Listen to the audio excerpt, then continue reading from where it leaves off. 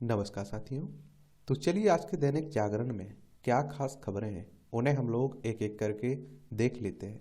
और याद रखिए दैनिक जागरण का राष्ट्रीय संस्करण है, तो इसमें आप लोगों को महत्वपूर्ण खबरें ही देखने को मिलेंगी। आप लोगों के लिए आज सरस्वती का दिन है, तो आप लोग सरस्वती की पूजा कीजिए। आशिकों के लिए कोई और दिन है तो उन्हें मनाने दीजिए। आपके जब तक अच्छे दिन नहीं आ जाते हैं, आप लोगों को अपना मतलब केवल पढ़ाई तक रखना है, याद रखिएगा। अपना टाइम बर्बाद अपने दिमाग में और गोबर भर के मत रख लीजिएगा। मैंने आप लोगों को एक कहानी सुनाई थी ना, एक अपनी लाइब्रेरी में लड़का आता है, वो दोनों बात कर रहे थे एक और किसी लड़के से कि एक दिन हमारी महबूबा की यानी कि हमारी गर्लफ्रेंड की तबीयत खराब हुई। रात में 2 बजे मेरी आंख खुली, मैंने कॉल किया तो वो सामने वाला पूछ रहा है कि इसका मतलब क्या है। तो वो कह रहा है कि इसका मतलब यह है कि हमारा दोनों का कितना कनेक्शन है। यानी कि देखिए उसकी तबीयत खराब होती है, हमें अनुभव हो जाता है, हमें पता चल जाता है। तो मैंने बोला कि साले, दिन रात अगर यही गोबर सोचते रहोगे तो यही तो रात में सपने में आएगा। अगर पढ़ाई कर रहे होते, दिन रात पढ़ाई के बारे में सोच रहे होते, किताबों के बारे में सोच रहे होते, अपने सपनों के बारे में सोच रहे होते, अपने माँ बाप के सपनों के बारे में सोच रहे होते, जो आपने मंजिल चुनी है उसके बारे में सोच रहे होते, तो दिन रात आपके सपने में जागते हुए और सोते हुए वही आता। तो अभी तो आपकी किताबों तक प्यार रहना चाहिए, एक तरफा आपका प्यार किताबों से रहना चाहिए। किसानों के लिए खुले हैं सरकार के दरवाजे। और केंद्रीय केंद्रीय मंत्री मुंडा व अनुराग बोले सरकार किसान हित के लिए समृद्ध है। और कहा कि एमएसपी गारंटी देने वाला कानून सभी हितधारकों से परामर्श किए बिना जल्दबाजी में नहीं लाया जा सकता है। सिर्फ मांग ना करें, न्यूनतम समर्थन मूल्य कानून पर रचनात्मक पक्ष रखें, क्योंकि किसान किसान ताकि सभी पक्ष समझ सके। हम चाहते हैं कि किसानों की समस्याओं का स्थायी समाधान हो। हम कांग्रेस नहीं जो घोषणा करके पीछे हट जाएंगे। 27,000 करोड़ थी सापरक शासनकाल में कृषि के लिए बजट आवंटन, मोदी सरकार ने इसे 1.24 लाख करोड़ रुपए तक पहुंचाया है। और किसानों के उग्र प्रदर्शन में डीएसपी सहित 12 सुरक्षाकर्मी घायल हुए। एक बात और आपको बता दूं, देखिए किसानों के लिए एमएसपी की गारंटी मिलनी चाहिए। क्यों मिलनी चाहिए? आप लोग देखते होंगे, अगर आप लोग किसान परिवारों से जुड़े हुए हैं, किसान ये कह रहे हैं कि कम से कम हमारी फसल का इतना दाम तो तय की कर दीजिए, उस पर कानून बना दीजिए। इससे कम दाम पर कोई अगर खरीदता है तो उस पर कानूनी कार्रवाई हो। अभी आप देखते हैं कि एमएसपी पे सरकारी रेट पर बहुत कम फसल बिकती है। अभी आप लोग बुंदेलखंड में चले जाइए, यहाँ आप देखते हैं जो बिचौलिया होते हैं, जो व्यापारी होते हैं, वो कम दाम में ले जाते हैं फसल। तो उसी के लिए कानून की बात हो रही है। एमएसपी वह गारंटी की राशि है जो किसानों को तब तक दी जाती है जब सरकार उनकी फसल खरीदती है। और आप देखते हैं कि एमएसपी कृषि लागत और मूल्य आयोग की सिफारिशों पर आधारित है, जो उत्पादन लागत, मांग तथा आपूर्ति, बाजार मूल्य, रुझान, अंतर फसल मूल्य, समानता आदि जैसे विभिन्न कारकों पर विचार करता है। और सीएसीपी यानी कि कृषि लागत और मूल्य आयोग कृषि एवं किसान कल्याण मंत्रालय का एक संलग्न कार्यालय है। यह जनवरी 1965 में अस्तित्व में आया था। और आप देखिए सरकारों का यही काम रहता है। जब आप देखिए जो सत्ता पक्ष है ना, अभी जब विपक्ष में होता था तो आप देखते प्रधानमंत्री को पद लिखता था उस समय के कि किसानों को गारंटी मिलनी चाहिए, एमएसपी पर कानून मिलना चाहिए। अब ये सत्ता पक्ष में आए तो अब ढुलमुल रवैया करने लगे हैं। तो इस पर आपकी क्या राय है? आप लोग अपनी राय जरूर दीजिएगा। अब आंदोलन कर रहे किसानों की मांगे क्या है? उनका कहना है कि सभी 23 फसलों की न्यूनतम समर्थन मूल्य पर खरीद की गारंटी हो। और किसान आप देखिए दुनिया का पेट भर रहे हैं और वही अगर इस परेशानी में है तो ये तो चिंताजनक है। फसलों का भाव स्वामीनाथन आयोग के अनुसार लागत से 50% अधिक हो। किसानों पर चढ़े कर्ज को माफ किया जाए। किसानों के लिए 10,000 रुपये प्रति महीने की पेंशन लागू की जाए। बिजली संशोधन बिल 2022 को रद्द किया जाए। किसानों को प्रदूषण कानून से बाहर रखा जाए। लखीमपुर खेरी कांड में घायल किसानों को उचित मुआवजा दिया जाए। कृषि कानून विरोधी प्रदर्शन के कारण जिन किसानों पर केस दर्ज हुए उन्हें रद्द किया जाए। अब आप सोचिए कि पिछली बार जो 3 कृषि कानून आए हुए थे उसके विरुद्ध जो आंदोलन हुआ था उसमें 700 750 किसानों की डेथ हुई थी, किसान शहीद हुए थे। और आप देखिए कि उस समय जो कानून जो केस दर्ज किए गए थे उन किसानों पर अभी तक वापस नहीं हुए। समझ रहे हैं आप लोग? इतनी लापरवाही। और प्रदर्शन के दौरान मृत्यु के दौरान मृत के स्वजन को उचित मुआवजा दिया जाए, परिवार को किसी एक की को नौकरी दी जाए, कृषि वस्तुओं, दूध उत्पादों, फल और सब्जियों और मांस पर आयात शुल्क कम करने के लिए भत्ता बढ़ाया जाए, कीटनाशक और बीज उर्वरक अधिनियम में संशोधन कर बीजों की गुणवत्ता में सुधार किया जाए। अब आप देखिए इसी पर बात हो रही है। इन पर पेंच फंसाएगी, सभी 23 फसलों का न्यूनतम समर्थन मूल्य पर खरीद की गारंटी और किसानों पर चढ़े कर्ज को माफ किया जाए। बाकी तो सरकार मानने के लिए तैयार है, लेकिन बात तो है किसकी, मिनिमम सपोर्ट प्राइस की, न्यूनतम समर्थन मूल्य की। दुबई में भारतीय रुपए कार्ड और यूपीआई से अब हो सकेगी बेधड़क खरीदारी। पीएम मोदी और यूएई के राष्ट्रपति के साथ समक्ष हुआ है समझौता। ये आप देखें अहम समझौता, दोनों देशों ने द्विपक्षीय निवेश समझौते पर किए हस्ताक्षर। मंदिर की जमीन के लिए राष्ट्रपति को दिया धन्यवाद। ये आप देखिए, ये हमारी प्यारी पृथ्वी है, इसमें आप देखें ये हमारा प्यारा भारत है, और यहाँ आप लोगों को संयुक्त अरब अमीरात देखने को मिल जाएगा। तो इसी की बात हो रही है। ये दुबई आपको देख रहे हैं, ये फारस की खाड़ी है, ओमान की खाड़ी है, तो यहीं गए हुए ना हमारे प्रधानमंत्री साहब। ये आयोग के फैसले के खिलाफ सुप्रीम कोर्ट पहुंचे शरद पवार। ये शरद पवार गुट ने अजीत अब पवार के गुट को आधिकारिक तौर पर असली राकापा एनसीपी के रूप में मान्यता देने के चुनाव आयोग के फैसले को चुनौती देते हुए सुप्रीम कोर्ट का रुख किया। शरद पवार ने यह याचिका सोमवार को शाम को दायर की है, और उनसे पहले अजीत पवार गुट ने एक कैविएट दायर की थी ताकि कोर्ट एक तरफा आदेश पारित न किया जा सके। ये आप देखिए किसकी बात हो रही है, चुनाव आयोग की बात हो रही है और सुप्रीम कोर्ट की बात हो रही है। क्योंकि जो अभी एनसीपी का विवाद था ना बंटवारे का, शरद पवार के भतीजे हैं एनसीपी, कौन, अजीत पवार, वो आप देखते हैं कि अलग हो गए थे विधायकों को लेकर।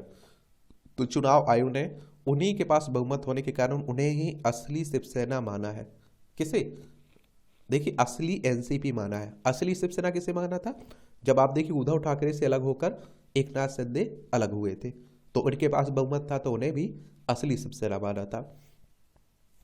और यहाँ चुनाव आयोग की बात करें तो इलेक्शन कमीशन ऑफ इंडिया की बात हो रही। भारतीय निर्वाचन आयोग एक संवैधानिक संस्था है। संविधान के अनुच्छेद 324 के तहत इसकी स्थापना की बात की गई है। कब, 25 जनवरी 1950 में स्थापना हुई थी। 25 जनवरी को आप लोग मतदाता दिवस भी मनाते हैं। नई दिल्ली में इसका सचिवालय देखने को मिलेगा। सुकुमार सेन पहले मुख्य चुनाव आयुक्त थे। और सुप्रीम कोर्ट की बात करें तो आप देखते हैं सर्वोच्च अदालत में हमारी संविधान के अनुच्छेद 124 के तहत इसकी स्थापना की बात की गई है। 28 जनवरी 1950 में स्थापना हुई थी।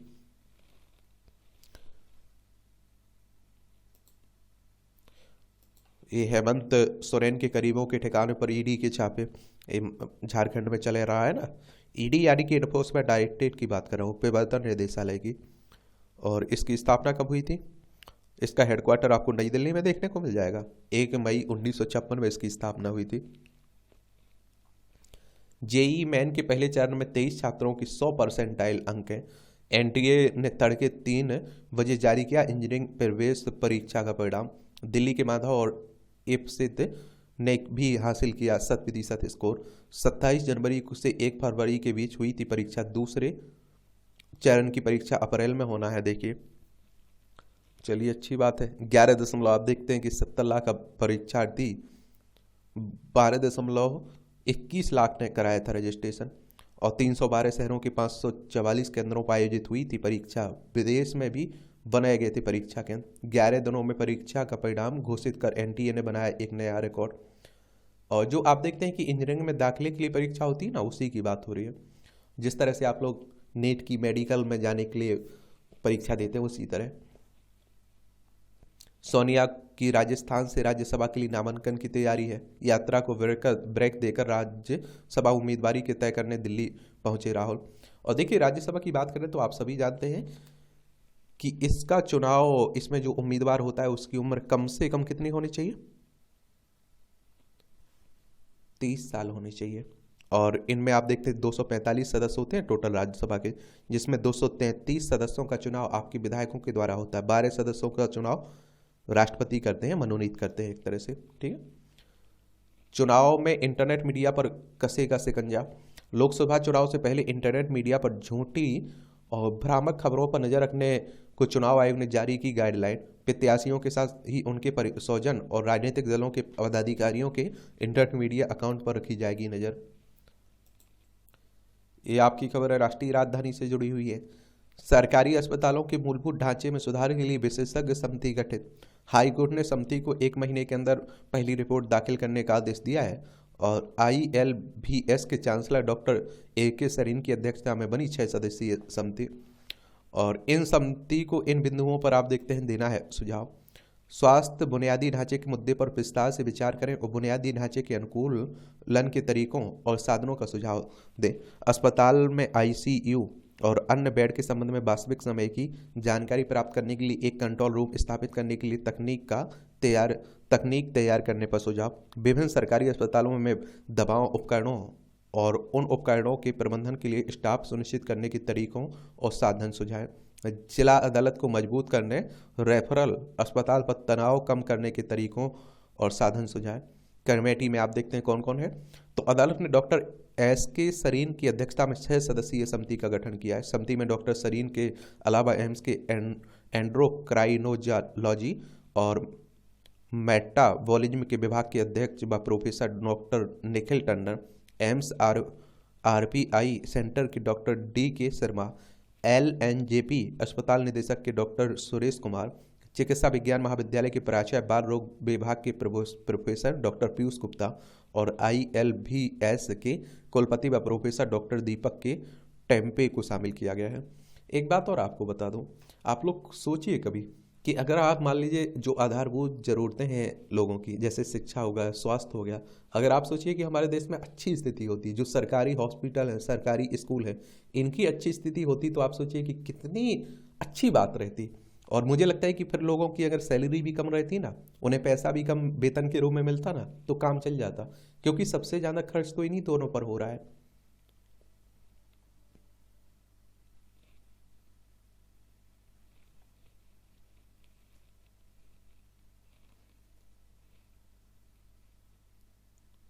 पुस्तक मेला की प्रदर्शनी में दिख रही जम्मू कश्मीर और लद्दाख की जीवंत झलक। जो अभी आप देख रहे हैं 52वां विश्व पुस्तक मेला चल रहा है ना, तो उसी की बात हो रही है।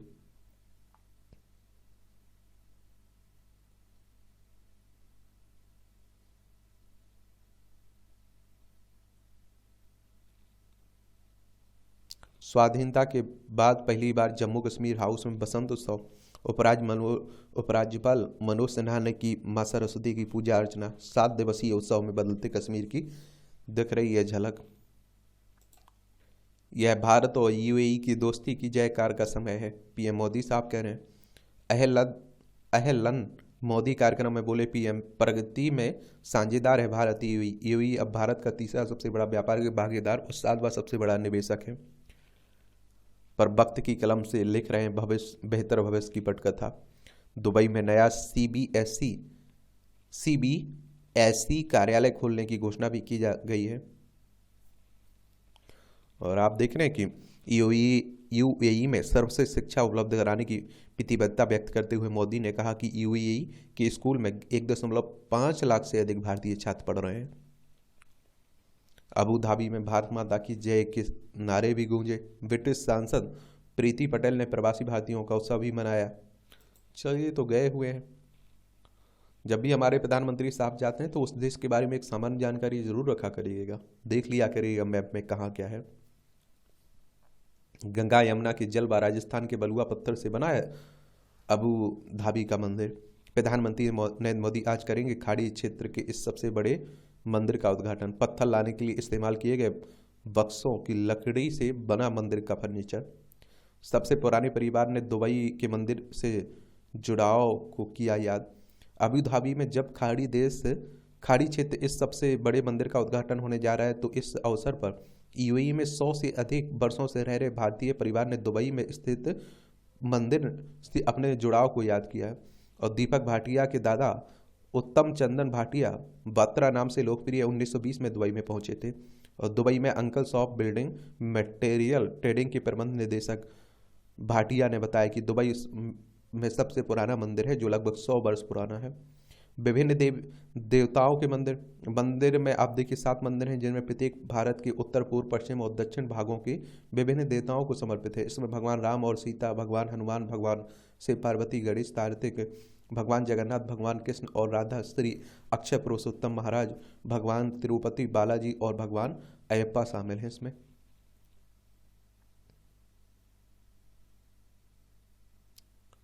पीएम सूर्य घर योजना से हर माह आप देखिए 300 यूनिट मुफ्त बिजली की बात हो रही है। प्रधानमंत्री मोदी बोले इस योजना से 1 करोड़ परिवारों को लाभ। सौर ऊर्जा पर 75,000 करोड़ रुपए के निवेश से मुक्ति योजना की भी बात हो रही है।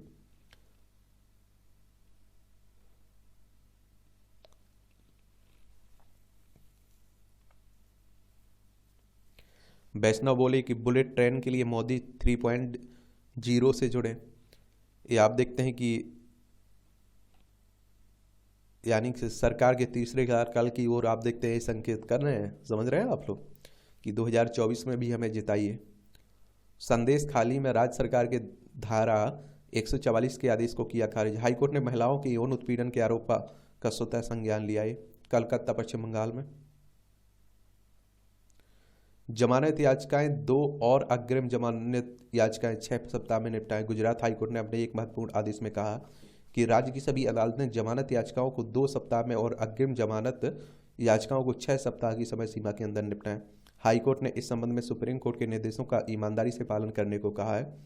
और आप देखते हैं कि हमारे देश की न्यायपालिका पर बड़े सवाल उठते हैं कि लंबी न्यायिक प्रक्रिया चलती है। चुनाव आयुक्तों की नियुक्ति संबंधी नए कानून पर रोक से इनकार। एसोसिएशन फॉर डेमोक्रेटिक रिफॉर्म्स ने दायर की याचिका। केंद्र सरकार को नोटिस जारी। नए कानून में चुनाव आयुक्तों की नियुक्ति करने वाली समिति में चीफ जस्टिस शामिल नहीं है ना, इसीलिए आप देखते हैं कि इसकी बात हो रही है।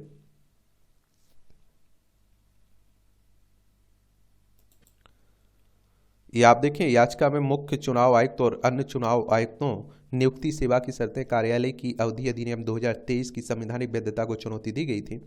नए कानून में कहा गया है कि मुख्य निर्वाचन आयुक्त और अन्य निर्वाचन आयुक्तों की नियुक्ति राष्ट्रपति द्वारा एक चयन समिति की सिफारिश पर की जाएगी और जिसकी अध्यक्षता आप देखिए प्रधानमंत्री करेंगे। लोकसभा में विपक्ष के नेता और प्रधानमंत्री द्वारा नामित एक केंद्रीय कैबिनेट मंत्री इसका सदस्य होगा। अब आप सोचिए 3 लोग होंगे तो जिसमें से आप देखते हैं कि मंत्री उन्हीं का पक्ष का रहेगा, प्रधानमंत्री भी, और लोकसभा का विपक्ष का नेता रहेगा। तो आप समझ सकते हैं कि बहुमत तो सरकार के पास ही रहेगा, इसलिए आप देखते हैं इसे चुनौती दी गई थी। अगर उसमें आप देखते हैं कि सुप्रीम कोर्ट के मुख्य न्यायाधीश को शामिल कर लेते तो फिर यही कहा भी जा रहा था कि उसमें थोड़ा इस तरह से होना चाहिए कि आप देखिए 4 लोग हों, 2 सत्ता पक्ष से हों, 2 विपक्ष से हों, या आप देखते हैं कि एक सत्ता पक्ष से हो गया, एक विपक्ष से हो गया, एक कोई न्यायाधीश हो जाए, तो आप देखते हैं अच्छी बात रहे। और चुनाव आयोग निष्पक्ष संस्था है तो निष्पक्षता उसकी बनी रहे, उस पर कोई सवाल खड़े ना हो। आजकल आप देख रहे हैं कि बहुत सवाल खड़े हो रहे हैं इस पर। ये आपकी राजनीति से जुड़ी हुई खबरें हैं। और अभी तो आप देख रहे हैं कि 2024 में लोकसभा के चुनाव है ना, 543 सीटें हैं लोकसभा में। तो इस पार्टी से उस पार्टी में लोग जा रहे हैं, उस पार्टी से इस पार्टी में आ रहे हैं, इसका गठबंधन उस गठबंधन से हो रहा है, उसका उससे हो रहा है। तो ये ज़्यादा आपको ध्यान देना नहीं है, ठीक है, क्योंकि ये चलता रहेगा। बस जब चुनाव हो उस समय आप लोगों को याद रखना है।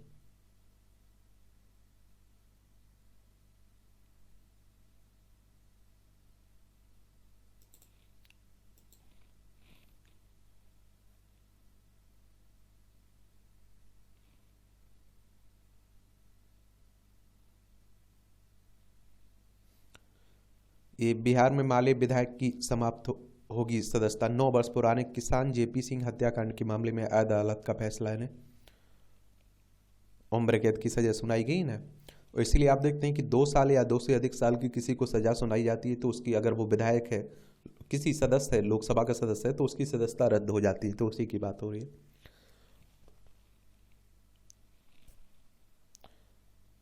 धर्म दयानंद सरस्वती ने समाज को राष्ट्रवाद और धर्म सुधार के लिए किया तैयार। गुजरात के टंकारा में मनाया गया 200वां जयंती महोत्सव उनका। महान समाज सुधारक, आर्य समाज के संस्थापक, योग प्रवर्तक महर्षि दयानंद सरस्वती के 200वें जयंती महोत्सव में राष्ट्रपति द्रौपदी मुर्मू, ये सब आप लोग गए हुए थे, तो उन्हीं की बात हो रही है। असम ने काजी नेमू को राज्य फल घोषित किया है। किसने? असम ने। असम सरकार ने मंगलवार को काजी नींबू को राज्य फल घोषित किया है। काजी नींबू अपनी अनूठी सुगंध और स्वास्थ्य लाभ के लिए भी प्रसिद्ध है। इसी जीआई टैग प्राप्त है। कृषि मंत्री अतुल वोरा ने मंत्रिमंडल के फैसले के बाद राज्य विधानसभा में इसकी घोषणा की। उन्होंने कहा कि सोमवार को मंत्रिमंडल की बैठक में काजी नींबू को असम के राज्य फल के रूप में स्वीकृति दी गई थी। ये असम आप देखें, दिसपुर इसकी राजधानी है।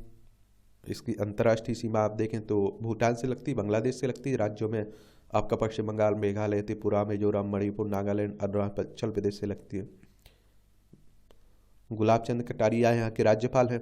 मुख्यमंत्री हेमंत बिस्वा शर्मा है। विधानसभा में 126 सीटें हैं, राज्यसभा में 7 सीटें हैं, लोकसभा में 14 सीटें हैं। 78,438 वर्ग किलोमीटर में फैला हुआ है आपका असम।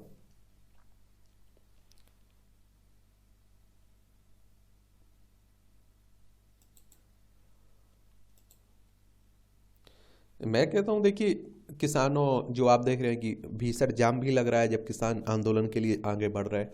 तरह तरह की बैरिकेड किए जा रहे हैं, कीलें लगाई जा रही हैं। बैठकर मुझे लगता है कि समाधान कर लिया जाए, क्योंकि कोरोना महामारी में आप देखिए सबने लाज डुबा दी थी, हर सेक्टर ने। लेकिन हमारे देश के किसान ही थे जिन्होंने हमारी लाज बचा के रखी हुई थी। तो क्योंकि आप देखते हैं आए दिन आप लोग सुनते रहते हैं, इतने किसानों ने सुसाइड किया, इतने किसानों ने आत्महत्या की। तो मुझे लगता है कि उनकी जो समस्या है उनका समाधान तो होना चाहिए। समझ रहे हैं आप लोग। और एक तरह से अगर हम कहें कि भारत का मूल आधार है किसान, तो गलत नहीं कहेंगे इसमें। 2022 तक आप देख किसानों की आय की दुगनी की बात हुई थी, लेकिन कितनी अधिक दुगनी हुई है ये आप भी जानते हैं।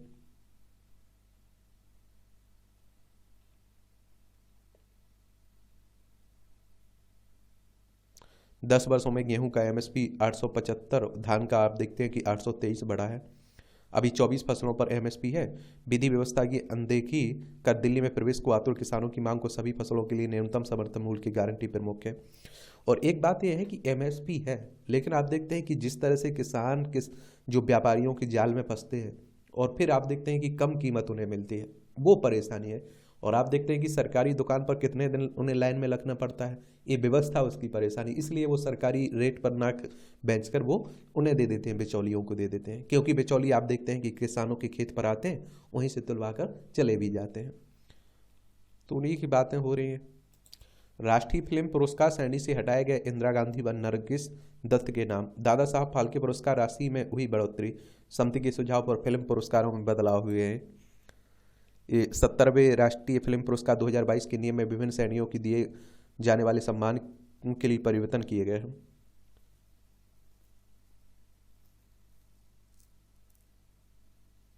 ये आप देखते हैं कि इंदिरा गांधी पुरस्कार का नाम बदलकर निर्देशक की सर्वश्रेष्ठ डेब्यू फिल्म कर दिया गया है।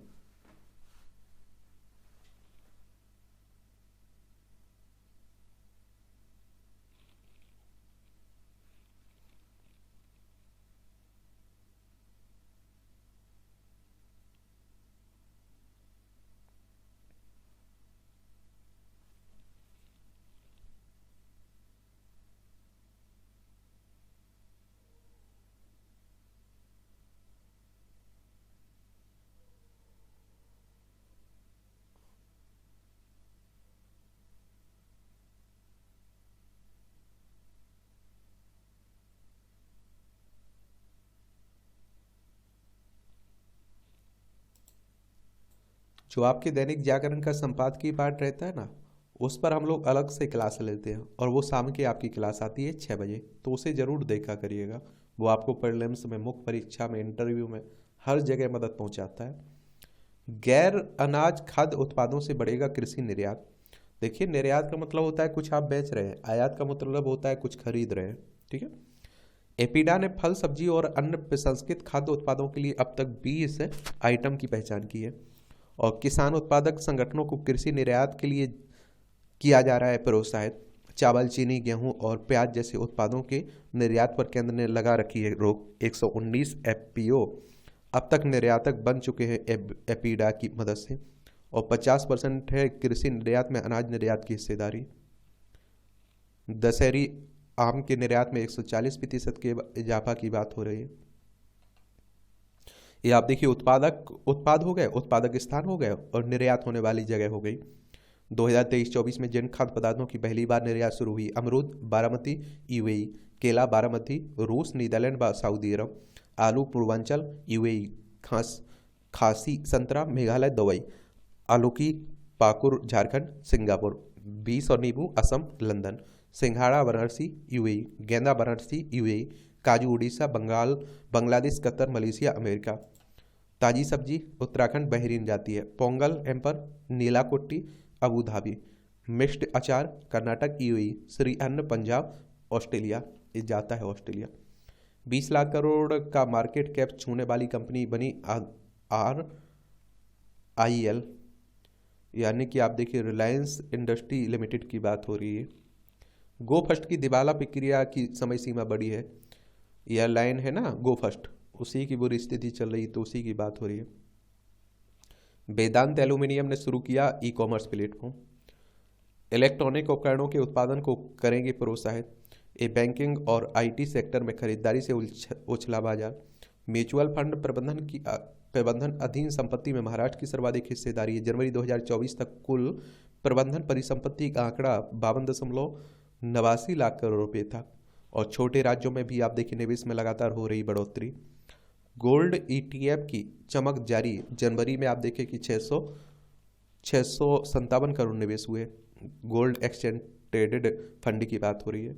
जनवरी में यात्री वाहनों की बिक्री रिकॉर्ड स्तर पर रही है।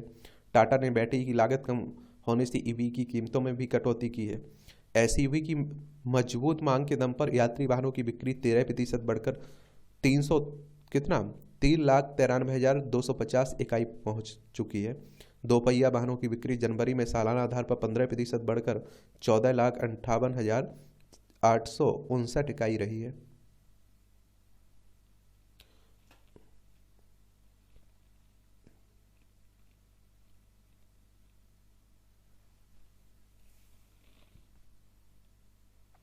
सामुदायिक रेडियो स्टेशनों की लाइसेंस नीति का विस्तार, केंद्रीय मंत्री अनुराग ठाकुर ने क्षेत्रीय सामुदायिक रेडियो सम्मेलन को किया संबोधित।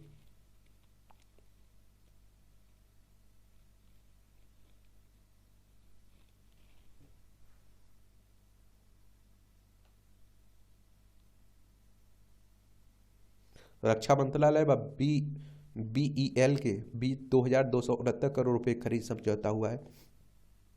11 शक्ति युद्धक प्रणालियों और उससे संबंधित उपकरणों की खरीद के लिए मंगलवार को भारत इलेक्ट्रॉनिक्स लिमिटेड के साथ आप देखते हैं कि 2,269.54 करोड़ रुपए की समझौता हुआ है।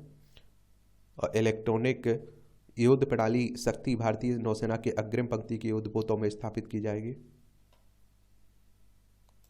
ये आप देखिए अंतर्राष्ट्रीय खबरें हैं। पाकिस्तान में नवाज शरीफ के लिए बिलावल ने छोड़ा मैदान, कहा नहीं मिला जनादेश, सरकार में शामिल नहीं होगी PPP। और PML से नवाज PM पद के इकलौते दावेदार हैं, शहबाज कह रहे हैं। इमरान खान ने कहा कि MWM के सदस्य बने सांसद।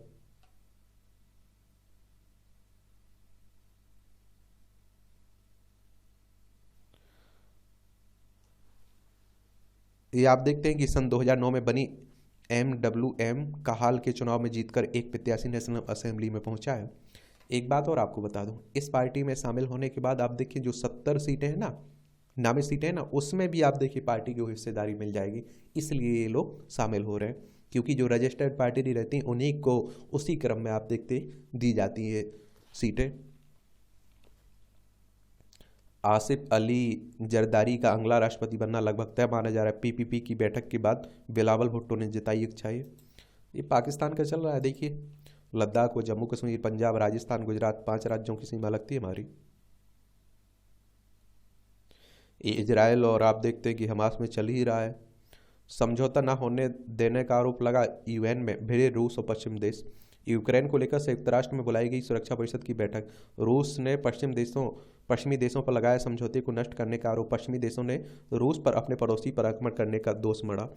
देखिए UNSC की बात करें तो यूनाइटेड नेशन सिक्योरिटी काउंसिल की बात कर रहा हूँ, संयुक्त राष्ट्र सुरक्षा परिषद की बात कर रहा हूँ। 24 अक्टूबर 1945 में इसकी स्थापना हुई थी। न्यूयॉर्क USA में इसका हेडक्वार्टर देखने को मिलेगा।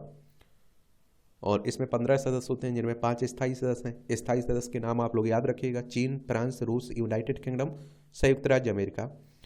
और इन्हें विशेष पावर मिली रहती है कि अगर कोई प्रस्ताव आना है तो इन 5 को सहमत होना चाहिए, तभी पास होगा। वरना एक भी इसके विरोध में गया ना उस प्रस्ताव के, तो वो पास नहीं होता है। अमेरिकी सीनेट ने 95.3 अरब डॉलर का सहायता पैकेज पारित किया। यूक्रेन, इजराइल और ताइवान के लिए यह पैकेज, इसे पारित करने के लिए पूरी रात सीनेट का सत्र चला।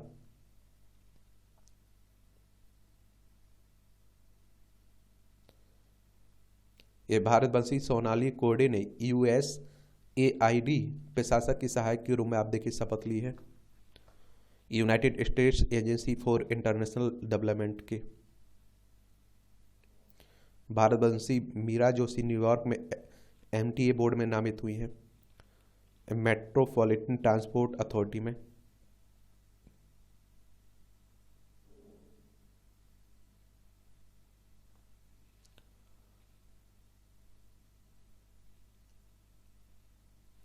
इस श्रीलंका में अगले वर्ष चुनाव होंगे 2025 में। देखिए ये हमारा श्रीलंका, पाक जलमरू मन्नार की पहाड़ी देखने को मिलेगी, हमारा पड़ोसी है ना।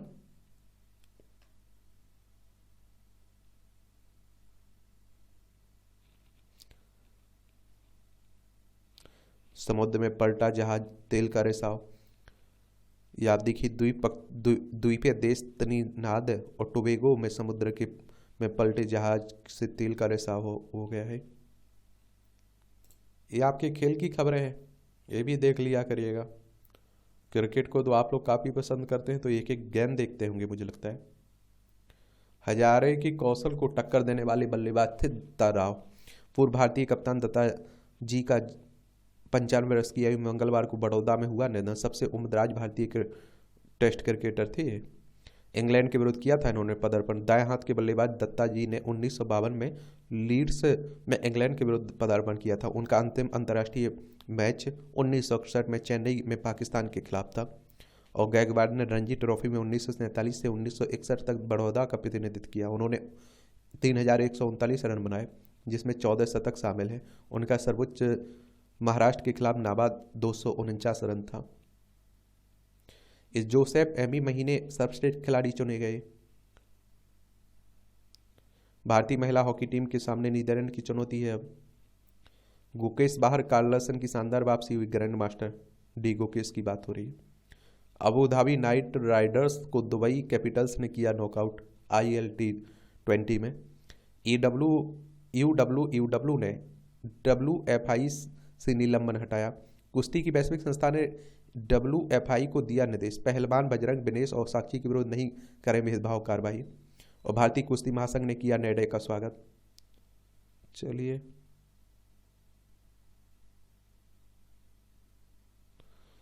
इस पर क्या होता है चलता रहता है।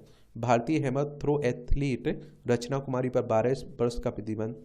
ये अंतर्राष्ट्रीय एथलेटिक्स महासंघ की एथलेटिक्स इंटीग्रेटेड यूनिट ने भारत की तार गोला फेंक एथलीट रचना कुमारी पर कई बार डोपिंग परीक्षण में नाकाम रहने पर ये आप देखिए 12 साल का प्रतिबंध लगा दिया है। सुमित नागल बेंगलोर ओपन के दूसरे दौर में पहुंच चुके हैं।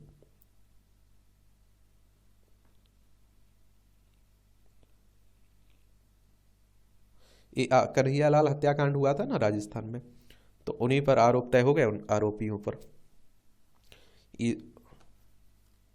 इसरो के पॉलिक्स उपकरण ने शुरू किया वैज्ञानिक अवलोकन। गत 12 जनवरी को पॉलिक्स को 2 चरणों में किया गया था सक्रिय। इसरो प्रारंभिक अवलोकन को महत्वपूर्ण मील का पत्थर बताया। और देखिए इसरो की बात करें तो इंडियन स्पेस रिसर्च ऑर्गेनाइजेशन की बात हो रही है, हमारी अंतरिक्ष एजेंसी है। इसकी स्थापना कब हुई थी? 15 अगस्त 1969 में बेंगलोर कर्नाटक में इसका हेडक्वार्टर आपको देखने को मिलेगा।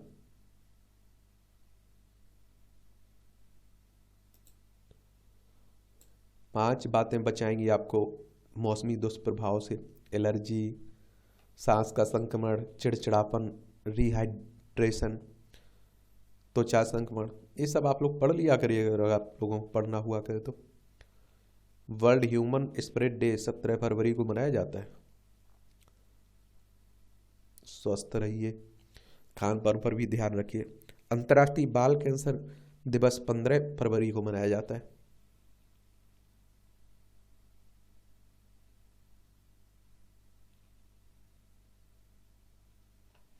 दीपिका पादुकोण बाफ्टा अवार्ड करेंगी पेश।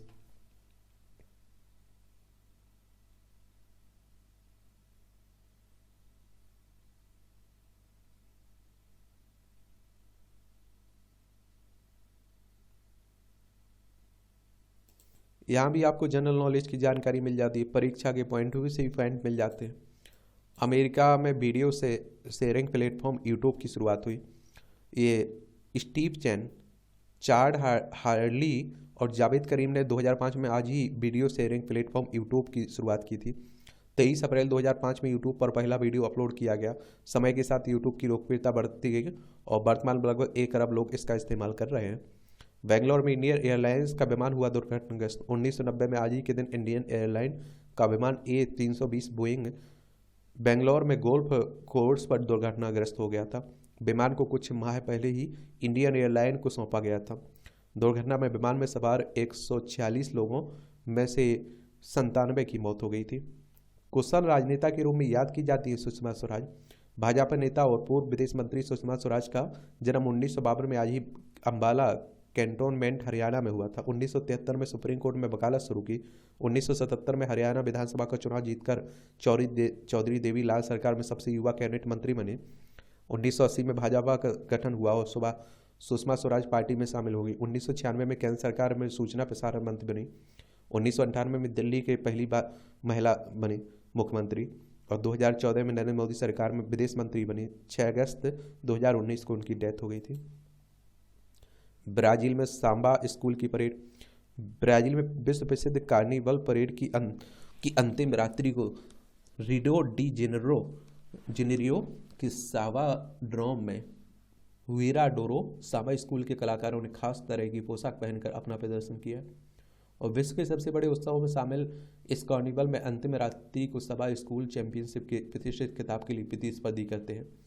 कलरफुल झांकियां और संगीत की धुन पर थिरकते डांसरों के ग्रुप लोगों को बेहद आकर्षित करते हैं। इसमें सदाबहार के फंगस से तैयार किए क्वांटम डॉट्स नैनो पार्टिकल, ये जैविक विधि से तैयार नैनोकण से रोगों की जांच और दवा निर्माण की क्षेत्र को मिली गति। कैंसर गंभीर रोगों के उपचार में सहायक होंगे नैनो पार्टिकल। क्वांटम डॉट्स कृत्रिम नैनो संरचनाएं हैं और आज के दौर में इनका महत्व बढ़ गया है। कैंसर जैसे रोगों के निदान और उपचार में भी ये सहायक होते हैं। और इस वर्ष का नोबेल पुरस्कार royal Swedish academy of sciences में ने क्वांटम डॉट्स से जुड़ी अभूतपूर्व खोज और संश्लेषण के लिए ही प्रदान किया गया है। ऐसे में यह खोज और सराहनीय हो जाती है। पहले दिल के दौरे से पूर्व होने वाले बदलाव का पता चला, यह अनुसंधान कह रहा है। 45 से 59 आयु वर्ग के 22 करोड़ भारतीय कमजोरी से प्रभावित हैं। एक वैश्विक अध्ययन के अनुसार भारत में 45 से 59 आयु वर्ग के 42 करोड़ मध्यम आयु वर्ग के लोग या जनसंख्या का 16.2% कमजोरी से प्रभावित है। कमजोरी का तात्पर्य मानव शरीर में कमजोरी की एक स्थिति जिसके कारण लोगों की बीमारियां, चोटों और गिरने का खतरा होता है। हालांकि माना जाता है कि कमजोरी वृद्ध लोगों से जुड़ी हुई होती है, लेकिन यह किसी विशेष आयु वर्ग से सीमित नहीं है। बीमारियों से गिरने, चोट लगने या गिरने का खतरा होता है। BMJ ओपन जर्नल में प्रकाशित हुआ 103 देशों के विज्ञानियों की टीम ने देश भर में किया सर्वे। अध्ययन के लिए विज्ञानियों ने longitudinal ageing study in India के आंकड़ों का किया विश्लेषण। 2017 से 2019 तक एकत्रित किया गया था। 45 और से अधिक आयु वर्ग के 65,000 से अधिक व्यक्तियों के विवरण शामिल हैं। 60 करोड़ कमजोर वयस्क भी है। महिलाओं में पुरुषों की तुलना में दुगनी कमजोरी के लक्षण हैं और जिन्होंने दैनिक जरूरतों पर अधिक पैसा खर्च किया उनमें अधिक कमजोरी है। चलिए, ब्रिटेन की महिला को मिला 7 साल बाद जुड़वा भाई। लंदन ब्रिटेन की एक महिला को 26 वर्ष की उम्र में पता चला कि उसका एक जुड़वा भाई है। ये मूवियों से जुड़ी खबर है, तो पढ़ना हो तो पढ़ सकते हैं आप लोग, छोड़ना हो तो छोड़ सकते हैं। और इस तरह से आप देखेंगे कि आज के न्यूज़पेपर की कहानी खत्म होती है। आप लोग पढ़ते रहिए, एंजॉय करते रहिए। मेरी तरफ से शुभकामनाएं हैं। ईमानदारी से मेहनत करिए और आगे बढ़ते रहिए। ठीक है, बहुत बहुत धन्यवाद।